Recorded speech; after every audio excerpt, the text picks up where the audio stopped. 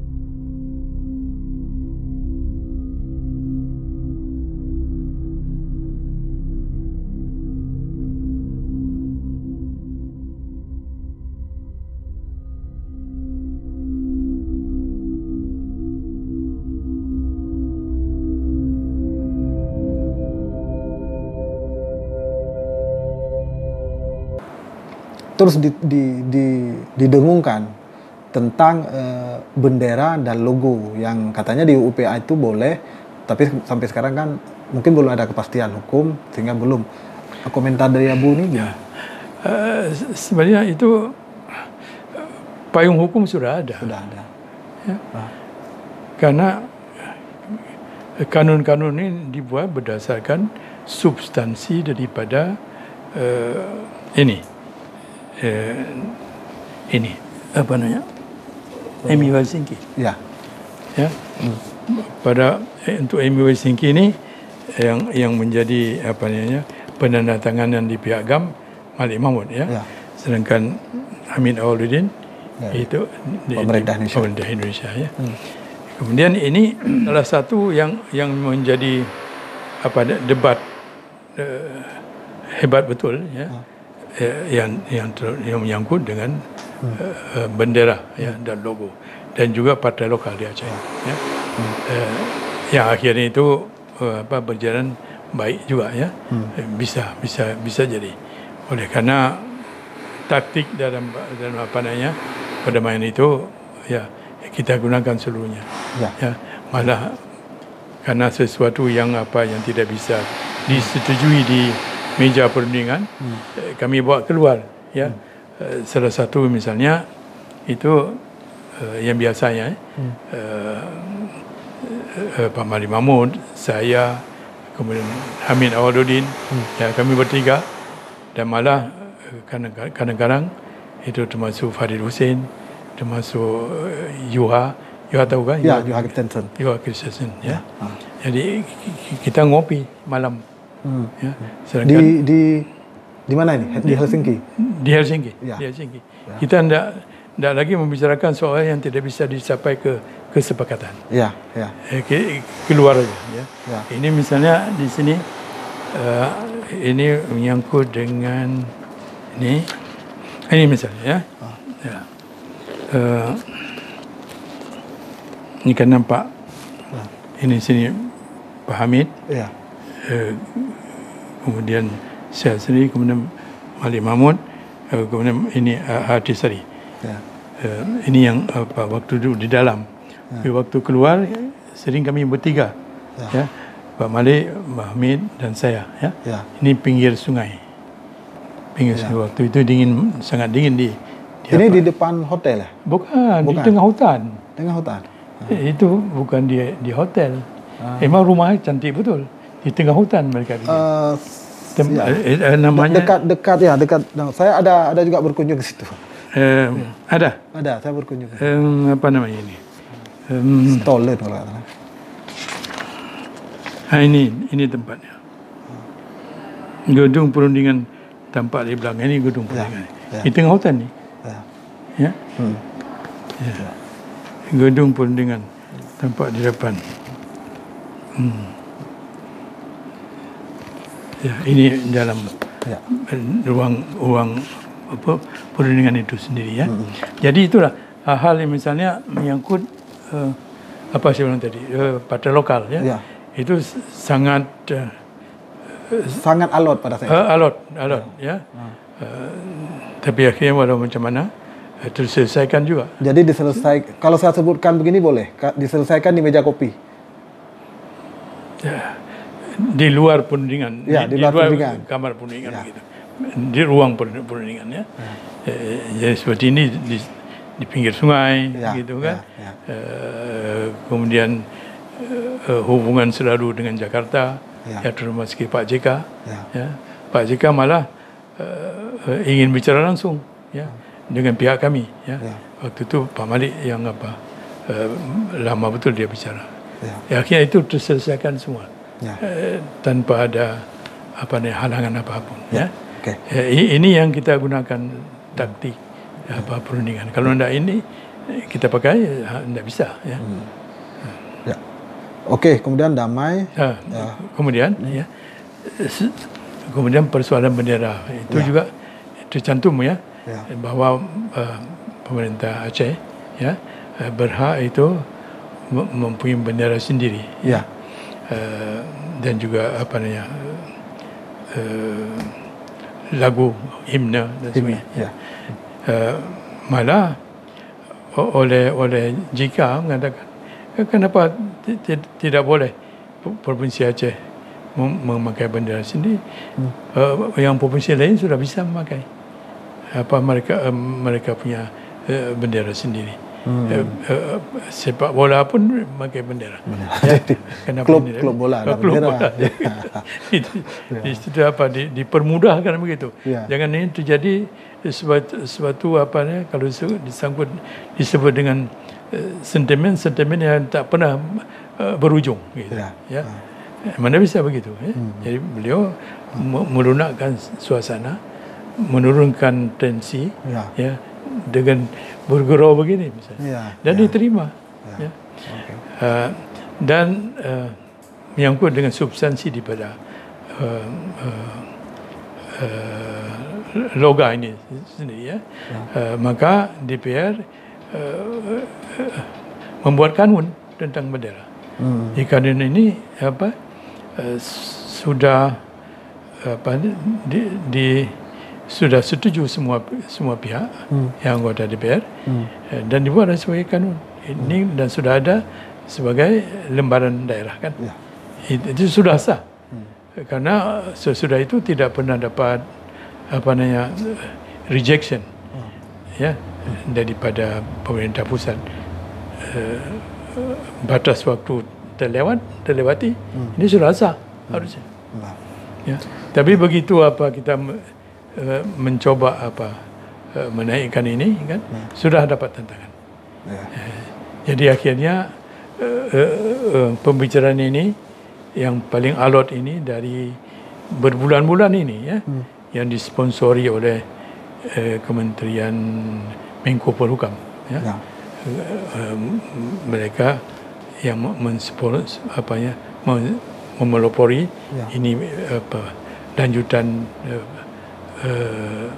perundingan, ya, antara pemerintah Aceh, waktu itu bukan GAM lagi, kan, itu adalah pemerintah Aceh, pemerintah Aceh dengan pemerintah pusat, ya. Akhirnya tidak tercapai, ya. Makanya berkali-kali terjadilah kolinaun yang puluhan kali itu kan. Jadi karena yang mereka minta, yang diminta oleh pemerintah pusat, bahwa ini bendera dirubah sedikit saja. Jangan lagi serupa betul dengan bendera GAM dulu. Itu kan hitam, ya, putih, ya, kemudian dasar merah, bulan bintang, ya. Ini yang mereka keberatan. Tapi akhirnya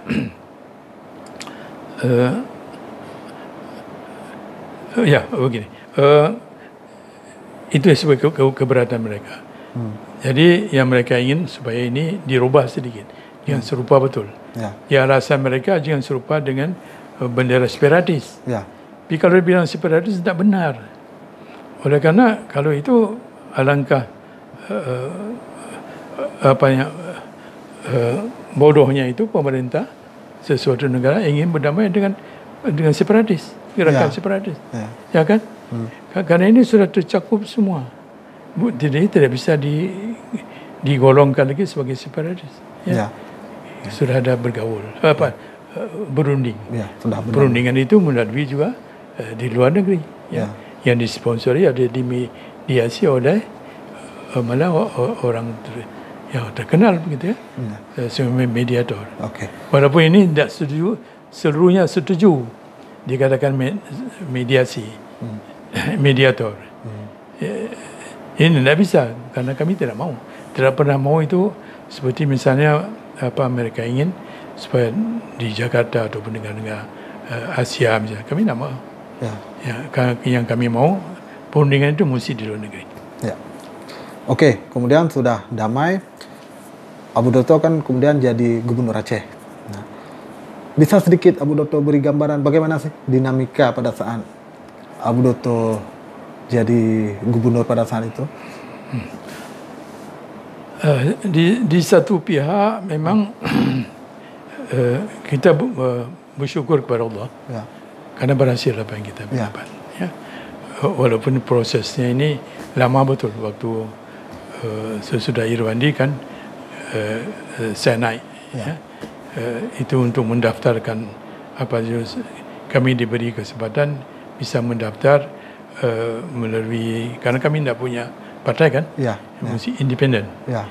Hampir-hampir kami tidak mau mendaftar. Karena waktu itu memang pemerintah memberi perpanjangan waktu.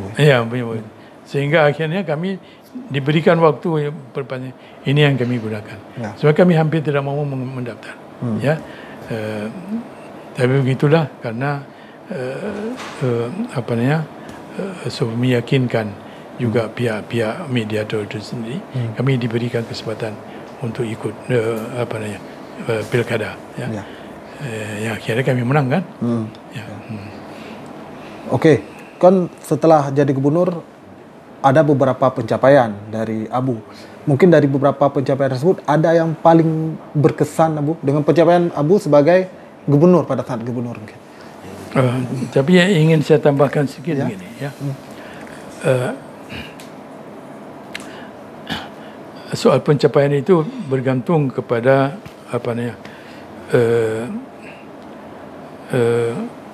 kemauan kita sendiri. Jadi saya berpikir waktu itu yang terjadi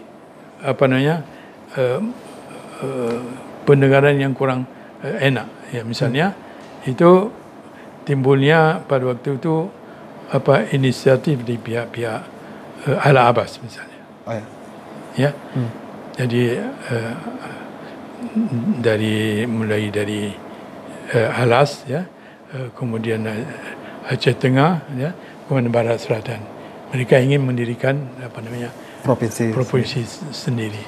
Maka itu terpikir betul oleh saya pada waktu ini kita harus berbuat sesuatu karena yang mereka inginkan ketidakadilan oleh pada pemerintah Aceh provinsi ini yang melihat mereka. Maka pada waktu itu saya berhasrat dan mendapat sokongan yang penuh. Itu kita bikin pembangunan di daerah mereka. Ya. Yang terutama sekali itu pembangunan memang yang sudah terjadi tapi belum mulus ya. Kita coba itu jalan-jalan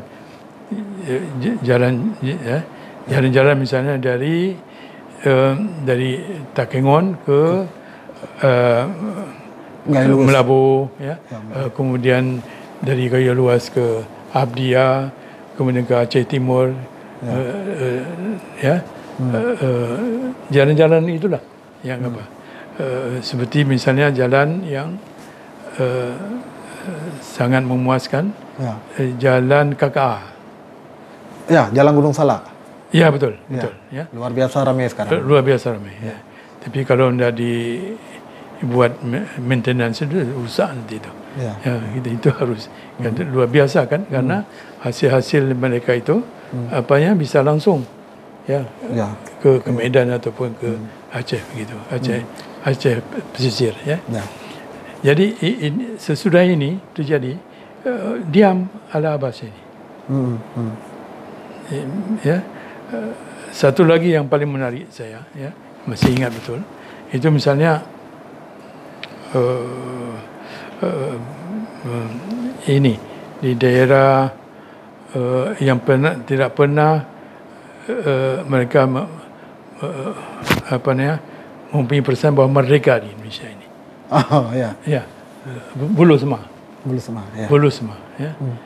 Itu juga kita bikin dari Aceh Selatan, ya, bikin langsung jalan. Walaupun ini mungkin apa sudah jadi, tak tahu saya. Ini pengerasan sudah bikin. Ya. Pokoknya ada hubungan darat lah begitu. Kalau tidak, mereka itu kalau mau ke Aceh Selatan mesti melalui laut.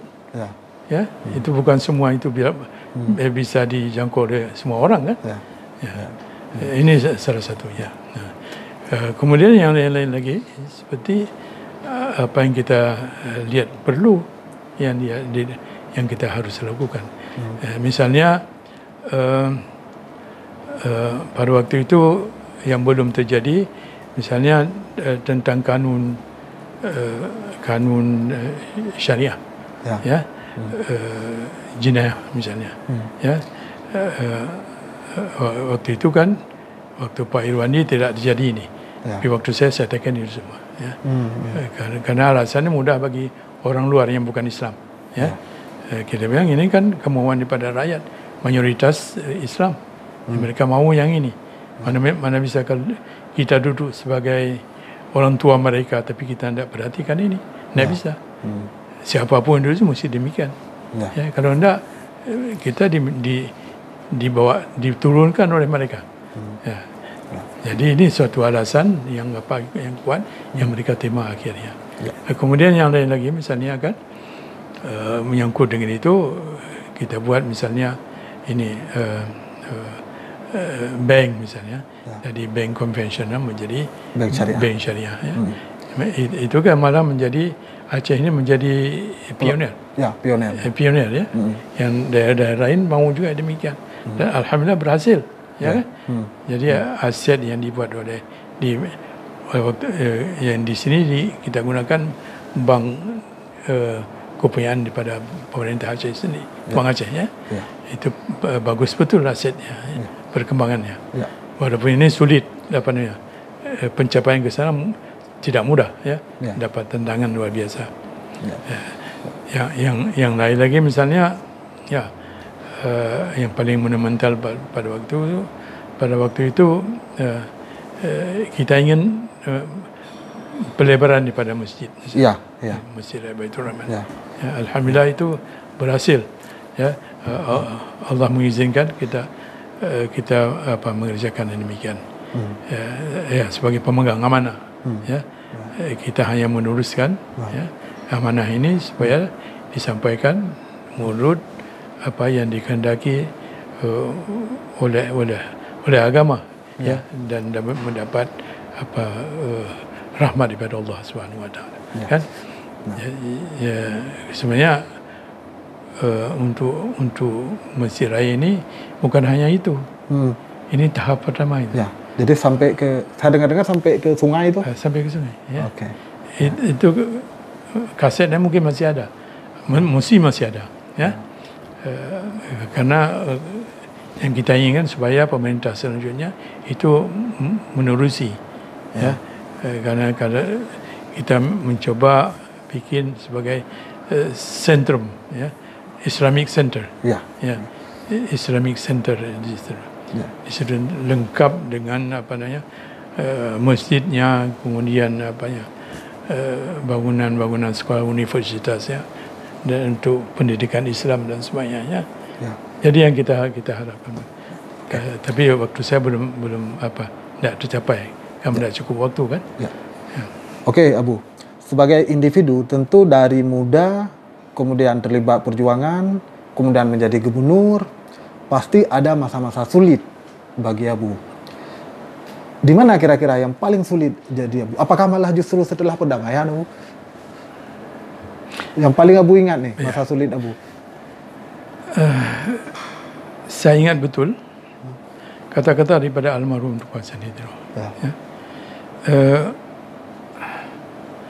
Bahwa menjaga perdamaian itu lebih mahal daripada berperang.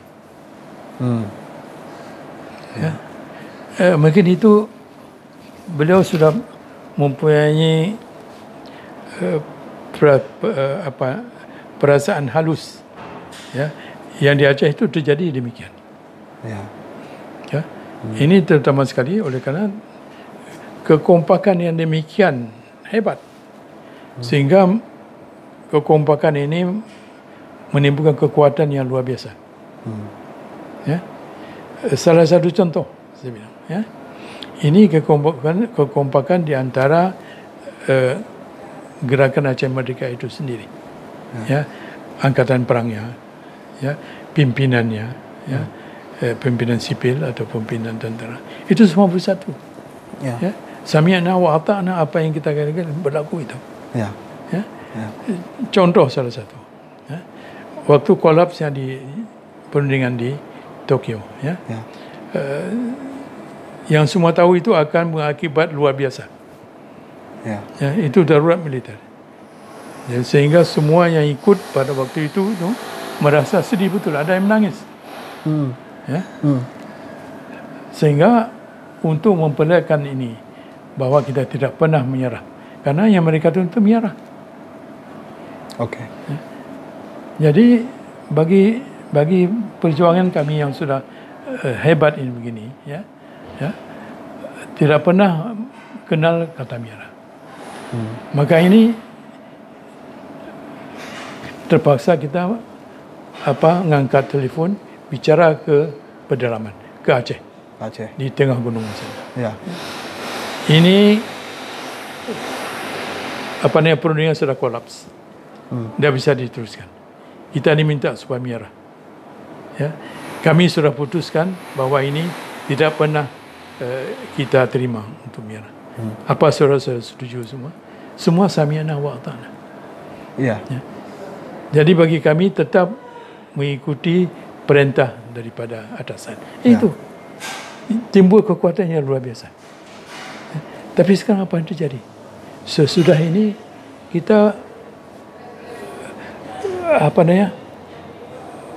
mendapat hasil yang tidak kita inginkan sebenarnya. Kekompokan ini sudah tidak ada lagi antara satu dengan lainnya. Saya sendiri waktu itu gubernur, ya, dengan wakil saya gubernur, ya, tidak pernah cocok. 1 tahun cocok. Akhirnya itu dia jalan sendiri. Ya, saya apa yang saya pikir itu baik, saya jalankan terus. Tapi kalau hanya saya berpikir kepada selalu harus mufakat itu yang dia tidak setuju, tidak pernah berhasil apa yang kita mau ingin bangunkan. Ya. Ini sebenarnya. Jadi kekuatan itu sudah tidak ada lagi. Kekompakan itu sudah hilang. Tak tahu saya macam mana. Ya. Ya, terutama sekali misalnya karena Partai Aceh itu sendiri.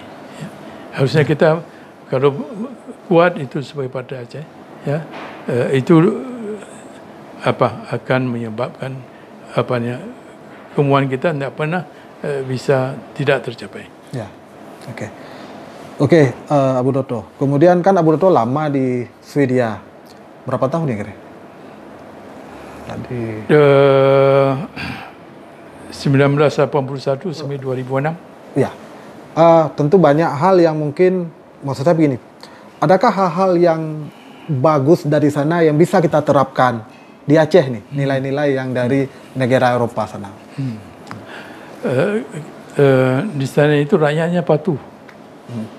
Ya, tiap-tiap undang-undang atau peraturan-peraturan yang dibikin oleh pemerintah itu diikuti oleh masyarakat, oleh rakyatnya. Ya, siapa saja. Contohnya saya bilang, malah rajanya sendiri, ya, waktu itu mungkin Syarah Hussein beliau nyetir sendiri, ya. Mungkin kecepatan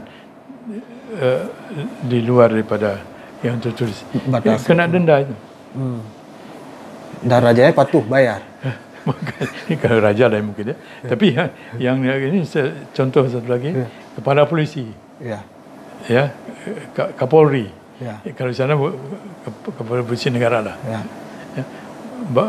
Bawa kecepatan motor lebih daripada yang tertulis maksimal, batas maksimal. Ya kena denda ada. Ya, semua tidak ada kecualinya, tidak ada kecuali. Jadi bukan seperti ini misalnya kita di dalam trafik ini, ya. Lampu merah semua jalan. Mungkin yang berhenti lampu merah itu dianggap bodoh, kenapa berhenti kalau lampu merah. Lampu mana yang kita harus berhenti sebenarnya kalau kita tak. Jadi itulah, tidak ada merasa diri itu lebih dari orang lain, kan? Bukan. Terpanggil. Tiap-tiap ada peraturan-peraturan harus kita ikuti apapun. Maka kalau di sana itu soal korupsi tidak ada. Ya. Kalau di sini kan berlomba-lomba itu. Ya kan? Diakui atau tidak diakui. Contoh saya kasih. Itu namanya orang perempuan, Mona Sahlin. Menteri apa waktu tidak ingat saya. Tapi dia menggunakan visa card itu, ya, untuk kepentingan pribadi. Itu kena dia itu. Jatuh dia di pemerintah. Karena penyalahgunaan. Penyalahgunaan. Tidak boleh yang begitu-begitu. Jadi yang kepentingan negara yang apa. Jadi itu. Kemudian soal pendidikan, ya. Pendidikan juga merata. Kemudian pembangunan juga merata. Ya. Pembangunan misalnya dari itu di pusat kota, di ibu kota, di Stockholm. Itu serupa dengan bangunan seperti di pelosok-pelosok di sana. Ya. Tiap-tiap rumah itu apartemen, ya, itu dibangun sehingga penduduk yang bisa menikmati semua ini. Oke. Maksudnya bahwa pembangunan di kota dengan di desa sama gitu. Ya, merata. Merata, ya. Juga pendidikan, ya. Juga yang lain lagi yang menyangkut dengan kehidupan sehari-hari begitu. Ya. Oke, Abu Dotto, ini yang terakhir mungkin. Apa kira-kira yang Abu Dotto ingin sampaikan kepada generasi muda, terutama masyarakat Aceh, bahwa kita sepakat ketika kita punya tekad, kita harus berjuang dengan tekad mereka. Mungkin ada yang ingin ini bagi generasi muda yang saya ingin menyampaikan bahwa apa yang telah kita dapat sebagai hasil dari MU Helsinki, ya, itu kalau kita praktekkan sudah lebih daripada cukup. Ya. Lain persoalannya kalau ada persoalan-persoalan yang lain, ya, soal referendum, soal itu bukan yang perlu kita muntahkan lagi, sementara kita sudah mencapai ini perdamaian. Ya. Ini perdamaian harus diteruskan sebenarnya. Ya. Itu poin-poin daripada itu sudah cukup. Karena itu kan pemerintah Aceh itu membuat sesuatu kecuali yang untuk pertahanan luar misalnya, kewangan, kehakiman, dan 6 perkara itu ya. Yang lain dibuat oleh pemerintah Aceh itu sendiri. Ya. Jadi ini poin-poin ini yang belum tercapai seluruhnya. Ini harus kita gedok, harus kita kikis lagi. Mana-mana satu yang belum itu harus. Ini pemerintah Aceh sekarang. Kemudian ada DPR, kemudian ada wali. Ya. Ini tugas-tugas daripada ini yang punya peranan sekarang. Ya, ini harus diperhatikan sekali supaya ini tercapai semuanya. Karena kalau tidak akan terjadi sesuatu lagi yang tidak diinginkan. Ya. Ini kita tidak punya waktu ini sebetulnya. Oke. Artinya kita mau pembangunan di Aceh bisa terjadi seperti yang lain, daerah yang lain. Yang kita pikirkan sekarang lah bagaimana membangun Aceh. Karena yang lain kita landasan hukum semua kita udah ada ini. Ya. Payung hukum sudah ada. Ya. Cuma bergantung kepada pemegang-pemegang di kekuasaan. Ya. Itu tugas mereka. Apapun mereka, dari manapun mereka datang, bukan hanya dari partai lokal, tapi juga yang dari partai nasional. Asal yang menjadi pemimpin Aceh mesti pikirkan ini, bukan untuk kepentingan dia sendiri, bukan untuk kepentingan pusat. Ini untuk Aceh, yang haknya telah diberikan kepada kita. Ini gunakan. Yang sayang itu gontok-gontokan itu terjadi oleh karena tidak sama paham antara satu dengan lain. Kemudian ini alasan untuk Aceh, untuk kepentingan Aceh menjadi alasan untuk kepentingan pribadi. Ya. Ini yang rusak. Ya. Kita tidak pernah capai apapun yang kita hasratkan. Kemudian ketegasan daripada yang memegang otoritas kan. Ya. Ini kita harapkan. Semua harus ikut turun kembali. Ya. Bina sama-sama. Bangun Aceh sama-sama. Dan jangan ada berpikir untuk mengulang kembali. Sekarang itu tidak ada waktu kita. Tidak ada waktu lagi untuk yang kita pikirkanlah bagaimana membangun Aceh. Membangun Aceh, supaya ini dapat yang kita anggap tadinya pemerintah pusat tidak adil. Itu urusan kita lah. Antara kita dengan pemerintah pusat, supaya ini merubah macam mana caranya, supaya ini tetap ada keadilan, sehingga pembangunan itu hanya bukan di Jakarta, di Aceh mesti ada pembangunan juga, seperti ini kita lihat sudah bagus lah, ada jalan tol misalnya, tapi tidak cukup itu kan, kemiskinan masih tinggi sekali di sini dan lain sebagainya. Oke, Abu, ini yang terakhir mungkin, tadi juga yang terakhir. Kan Abu udah banyak mencicipi jenis makanan dari banyak negara, dari banyak daerah. Ada nggak kira-kira makanan dari Aceh yang layak untuk kita internasionalkan? Menurut Abu? Mana sudah berhasil itu kopi ya? Ya, kalau kopi oke, kita udah memang go internasional nih. Di luar kopi dan mie Aceh. Mie Aceh. Kalau mie Aceh udah oke. Ini di luar kopi dan mie Aceh apa kira-kira lagi? Ya, mie Aceh. Kemudian seperti